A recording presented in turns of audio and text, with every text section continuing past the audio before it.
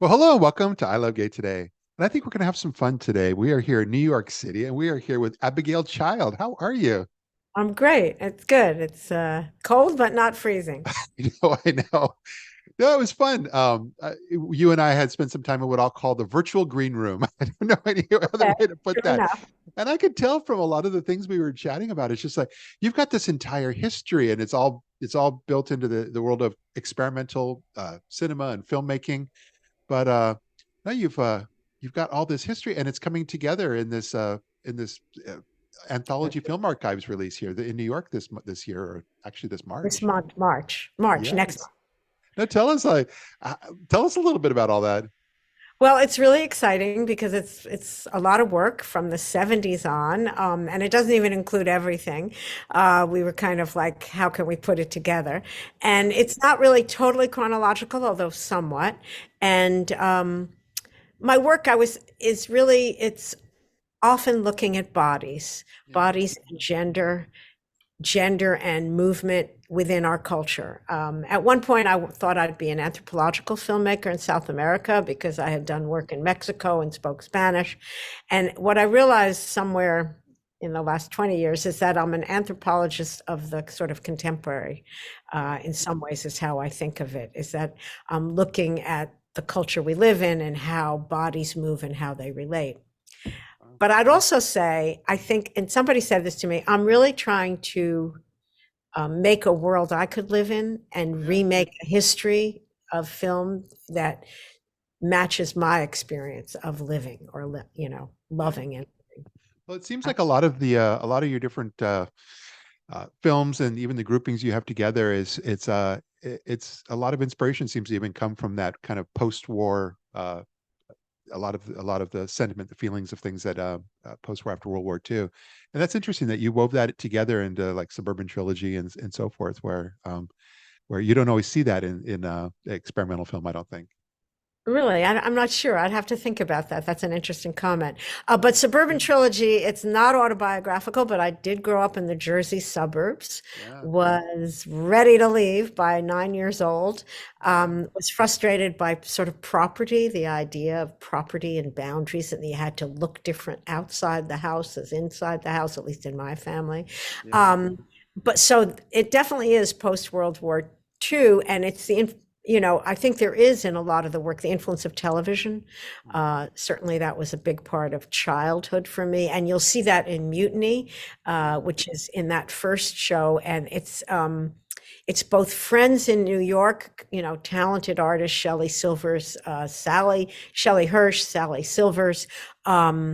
In New York, performing intercut with suburban kids, but I kind of from another film that I had done commercially, but yeah, I felt like I was centering the figure the way it is in television and trying to disrupt it. And I would say that's the truth is I'm trying to disrupt the way you usually look at work yeah, or film, where you go into a nostalgic thing and you kind of breathe with it and you walk out and it's out of your mind.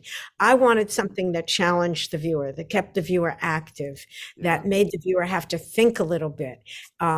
Sometimes people get upset by that, but I think if you love music, jazz, city life, you can really get into my films. I mean, yeah, the early ones particularly move fast, but yeah, I think they're very musical. They're about rhythm. They're about how you can build a world that suits you through rhythm in a way. yeah, Uh, yeah, I had something about, I remember somebody said,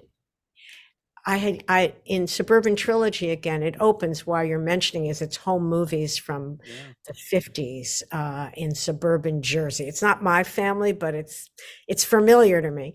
yeah, And uh, what I said at one point was the the tumult I have a big family, 4 kids in the family, and the tumult and noise and juxtaposition of people and demands and things in a family. One of the ways I could deal with it was through that the speed of the edit and the images allowed me some freedom. Yeah. It's hard to explain. It's like a Yeah. reverse. It's Yeah. like Yeah. by descending in, by creating a kind of chaotic space, I kind of freed myself of the immediate chaos. Does that Yeah. make No, sense? no, it does. It does.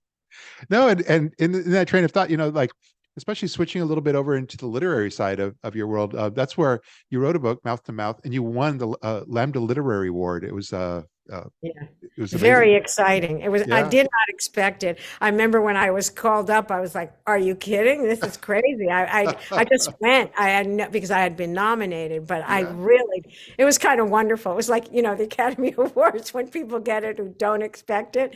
It Yeah. was shocking, but wonderful, really wonderful. And I really Yeah. was thankful for that. And we were talking earlier that a lot of my, not a lot, but a number of my films, I mean, all my films are really about bodies, gender, Yeah. but some of them are very specifically gay. And I guess I'd point out in the opening show that there's a number of them, Covert Action and Mayhem, Yeah. which Covert Action's home movies. But it looks at both hetero and homo relations to kind of, I don't know, not even disentangle, maybe re-entangle them. And Mayhem is kind of all different kinds of lovers, but it ends with a girl-girl sex scene from Yeah. it's stuff. It's all contemporarily shot Yeah. with some really luminaries of the downtown performance scene. Diane Torr, who specialized in drag king performances, Ella Troiano, who worked a lot with WoW, and but at the very end, it's a girl sort of porn from France in the 30s or 20s. Yeah. And I was telling you when it was shown, I wasn't there. In San Francisco, there was a riot because in the final pornography, it's girl, and then there's a robber in the scene that comes in, that's invited into the scene. Yeah. And I think people in the audience got angry.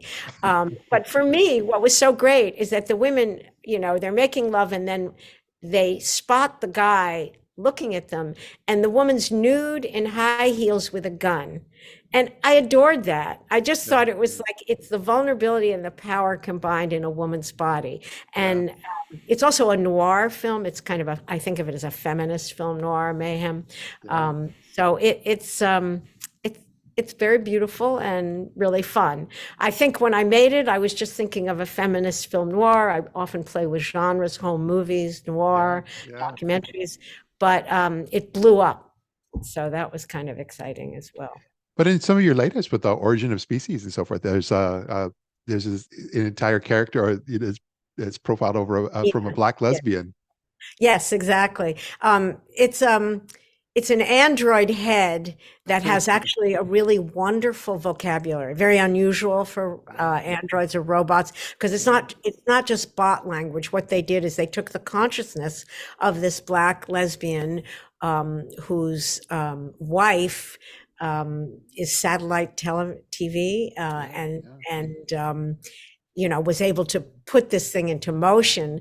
And so the language is just much more compelling and complex. And she talks about somewhat sexuality, but also what it's like to not be a complete person yet, but to feel like a complete person. So I used her as a narrator through the piece. Yeah. And it really, it gives the piece a different feel than usual scientific docs, I think. Yeah. Yeah. Well, you've And got there's at the end of it, I don't know if you saw it, there's sex robots. okay. And there's a whole section on sex robots that the film was sold to Mideast television, Yeah. Yeah. and they edited that out. Oh, no. What could I do? No, it's amazing, and I'm going to make sure that when we post this, we're going to have links to how folks can find you, not only from your website but also for the Anthology Film Archives event, which because Please, making because that's I do have the dates in front of me, March 24th to the 28th, right here in New York. right. And it's 8 shows, so it's Okay. some nights it's 2 shows, some nights it's 1 show, and I'll be Yeah. there for all of them. And for Wow. the opening night, March 24th, there'll be a reception afterwards. Yeah. So that's exciting too. Fantastic. But no, mostly I'm just really glad that you were able to take a few moments of your time and share some of your story with our audience here. Terrific, Well, terrific. Yeah, no, I really appreciate you and the audience who's watching for thank you. sure. Great. See you soon. So good.